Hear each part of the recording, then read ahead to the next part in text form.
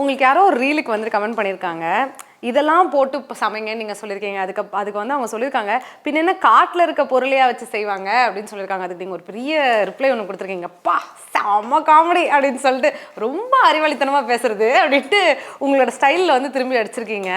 அதெல்லாம் எப்படி வந்துட்டு ரொம்ப ட்ரிகர் ஆகுமா, ரொம்ப ஹர்ட்டிங்காக இருக்குமா அந்த லெவலுக்கு? இல்லை, நான் என்ன நினைக்கிறேன், நீங்கள் ஏன் ஒரு நல்லதே பார்க்க மாட்டீங்க? ஒருத்தவங்களை புல் பண்ணணும், ஓகே நீங்கள் பண்ணுங்கள்.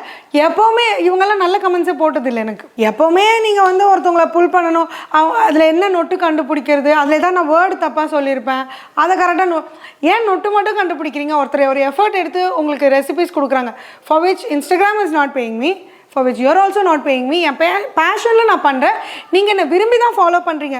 எங்கேயோ ஒரு இடத்துல ஒரு ரெசிபியாவது உங்களுக்கு யூஸ்ஃபுல்லாக இருந்திருக்கும், அதனால தானே ஃபாலோ பண்ணுறீங்க. அட்லீஸ்ட் நம்மளை ரொம்ப புல் பண்ணாமல் பேசாமல், பட் அதை நான் ஹாப்பியாக தான், நான் ஜாலியாக தான் அமிச்சேன். எனக்கு ஓகே இந்த மாதிரி கமெண்ட்ஸ் அட்லீஸ்ட் ஹர்ட் பண்ணாமல் அனுப்புறது பரவாயில்ல. எவ்வளோ பேர் அப்யூசிவ் வேர்ட்ஸ் யூஸ் பண்ணுறாங்க, தகாத வார்த்தைகளில் பேசுகிறாங்க. இவங்களை நான் சீரியஸாக எடுத்துக்கல. அவங்க ஜாலியாக அமிச்சாங்க, நானும் ஜாலியாக அமிச்சிருக்கேன், அதில் நான் சீரியஸாக எடுத்துக்கல.